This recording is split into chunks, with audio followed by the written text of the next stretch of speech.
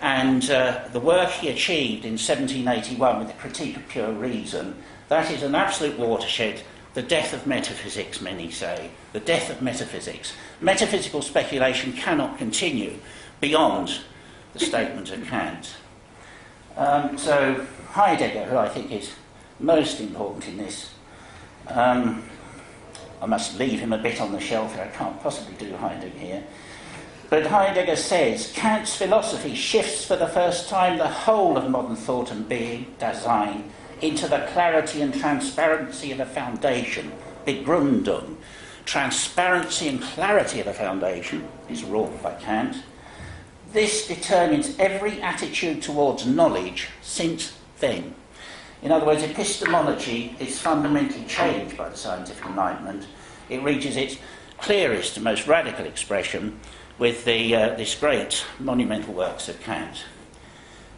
Now, I now give you the mumbo-jumbo side of it. As an astrologer, I cannot but be moved by the fact that that is the year of the discovery of Uranus, 1781, when Europe begins to seethe with revolutions of a quite different nature and order to the revolutions of thought before, French and American revolutions. A different notion of what human being is. The definition of human being changes in this period. As Heidegger shows, very radically, Kant actually alters the nature of what a thing is. Very Heidegger taught that. The nature of the thing, what is a thing and what is a fact, is now changed in a process that, as Heidegger says, is counterintuitive and took many centuries to fight through and wrestle with. That's what the Enlightenment figures from Bacon onwards, Locke, Hume, Descartes, have all struggled to produce a counterintuitive mode of thought that gives us a magic of an extraordinary order with our science and technology. Who needs miracles when we have that magic, you see? So now this is an absolutely stark and radical dilemma, and that Uranus, that's a marker for an astrologer of an utter divide, a smashing of an old order, a marker of a complete change of thought. But that fact I've just given you belongs in a quite different space. It's an anecdote. In Kant's terminology, what I've said to you, although I've dressed it up as if I can make statements of a positive nature about my astrology, I've used a symbolic interpretation for a start. A symbolic interpretation.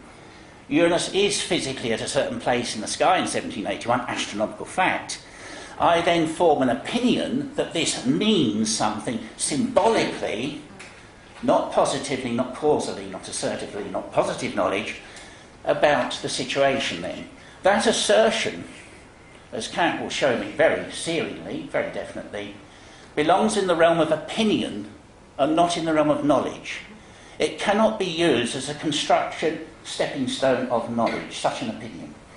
For me, that's the world I live in. So, we have to face the divide and the attempt to address it. Now, what's amazing about Kant, watching the timing here, is that you might think that this person is completely unsubtle about all of this. I'll leave that on for a minute, the mumbo jumbo. You might think that he's completely unsubtle, but he's not. Those of you who wish, in our area of thought, it's something that I came across late in my own studies and nearly overwhelmed my thesis, was to discover the power of Kant's Dreams of a Spirit Seer, elucidated by Dreams of Metaphysics, 1766, a very, very important paper in his early writings. And that's far more approachable for people like us than the critiques are. So if you want to, some of you have probably tried reading Kant in the past and you've failed after page 2. I know the feeling. You try the Critique of Pure Reason and I'm afraid that's it. But if you read essays like the Dreams of a Spirit Seer, which is his deconstruction of Swedenborg's philosophy. Now, Swedenborg, what had goaded Kant into action was Swedenborg's vision of the fire of Stockholm. This is the thing that set intellectuals alight, actually, in the 1759-1760 period, that Swedenborg had, while in an evening in Stockholm, in Gothenburg, 40 kilometres distant from Stockholm, had become alarmed at the moment that the great fire broke out at the Södermalm in Stockholm, and gave an exact report to the assembled company over the following hours of the exact extent of the fire and how close it got to his own personal observatory before it finally was extinguished, when he said the fire is extinguished. At the time that, a day later, when the messenger came from Stockholm, was found to be accurate in all relevant details, and is highly well attested and reported Swedenborg had a clairvoyant vision of the fire of Stockholm. Swedenborg is famous for much more than this, of course, a complete spirit philosophy.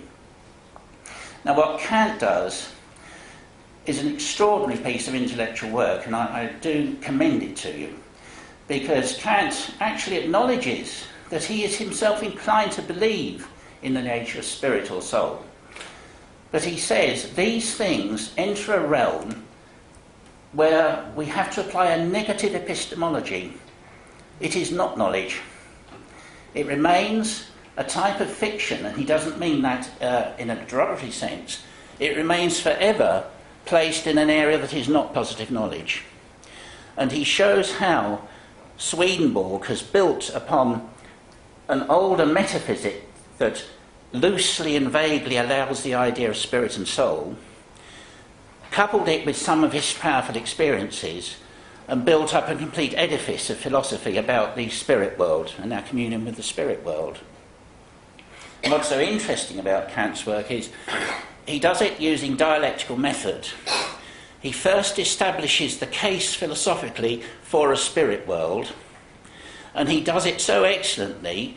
I will commend to those of you who are interested in occult philosophy, I believe that Kant's argument for a spirit world is the finest piece of writing you will find in the modern and early modern period, as if written by an occult philosopher.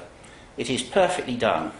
He uses the perfect dialectical method. He puts the case with the greatest possible intellectual strength he can, in order to, point by point, deconstruct the very same argument, showing its roots in what he calls surreptitious concepts. Let me show you this idea. And you see, here I am batting for the opposition, reminding you that each of our experiences are capable of becoming clouded in a most extraordinary way. Here is Kant.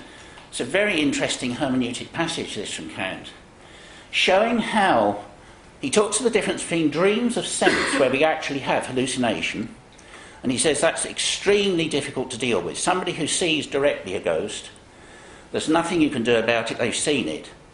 All further arguments stop, but in fact it goes out of the realm of rational debate, he would say. But the more important thing he's interested in is how our reasoning power then begins to concoct fantasies out of half-understood experiences. There are many concepts which are the product of covert and obscure inferences made in the course of experience. You see, I'm reminding you that we really must take a lead from these philosophers, that experience isn't actually enough. Experience must be coupled with thought and discrimination. Experience is not enough. Kant is right in this respect. These concepts, coming from obscure inferences, then proceed to propagate themselves by attaching themselves to other concepts. He shows how, you see, in the history of philosophy, the idea of soul, although it's a completely ambiguous term, has been built up as if it has qualifiers and conditions by being attached to certain other things that are clearer in our sensory experience. And then we begin to arrive, there isn't an actual experience of the thing itself, yet it may be called surreptitious. Linguistic usage and association of an expression with various stories, which always contain the same essential characteristic, furnish that expression with a determinate meaning. We then all think we know what we're talking about. Hence we arrive at statements of apparent knowledge, which we all assent to, which are all covertly attached to things we are more certain of, but in fact on examination, puff, cannot be seen. It's tremendously deconstructive analysis. Oops, yes. So, in the middle of that, you see, Kant offers a most extraordinary discussion of what will happen to somebody who does in fact perceive spirit phenomena. And it is very interesting. One of the things, it sounds very modern, but you realise this is written quite early actually. He says, necessarily with an obscure experience of this nature that is going to be built up in this way, we will clothe it in other concepts we have. So we have angels in our tradition who have wings, and they will take on a certain shape and form, because our tradition and our culture gives us those forms. We take up images of beauty that we already know of. We say, what beautiful scenery and country. We attach the angel to being in that. So as soon as we have this experience, it begins to associate itself, by association, with everything we can gather to try and clothe it, including the voice, the language. All of these other things are like clothings of this phenomenon. And Kant's warning, it's interesting, he doesn't deny the possibility of a spirit realm. He is a very strong Taurus, and he says it's better for the philosopher, to cut his philosophic cloth, his coat, to the cloth of his powers. And let us leave these questions of spirit till we are dead, says Kant, and get on with thinking about what we can think about. Very, very Taurian of him. So he doesn't deny the possibility that there could be a spirit realm, but he warns you, how will you distinguish that which is positive knowledge about this from all this other cloud of fantasies that you will clothe it in? How will you distinguish it? And because, in fact, he says some of the most notable seers, therefore, necessarily will be entirely unhinged and unbalanced by the thing. He doesn't say they'll be mad with it, but that unhinging and unbalancing, which is a necessary condition even sometimes to perceive these things, already means that all discrimination of an intellectual nature is lost. Terrifying prospect. Now, perhaps in discussion further, because we're going to run out of time very soon, I'll try to repair the damage I've done by giving you this disastrous epistemological negativity from Kant. But there are bridges to this, and perhaps we can raise this issue in discussion. What bridges can be built? But it is to remind you that we cannot now think back as if we've not had this revolution of thought. Each of us in our studies in these areas, or our experiences or practices, cannot act as if Uranus has not been discovered. I'm incidentally not advocating a particular style of astrology. I know there are astrologers here who will take a completely traditional form. That's fine. But you do that knowing that another thought has already come, that symbolised by Uranus has already come. Now, a very interesting phrase I'll perhaps leave you with here would be the beginnings of my solution. I cannot offer you the solution in this 30-minute discussion. The beginnings of it is a remark of Paul Ricoeur's in relation to the modern status of religious understanding or an intellectual.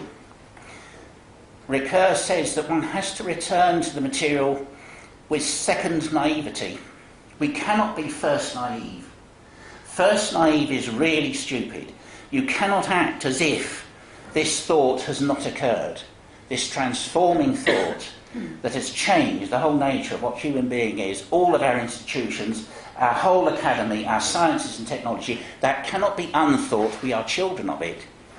Yet there is a second naive that knows how to bracket and return with the power also of the thought that we have had.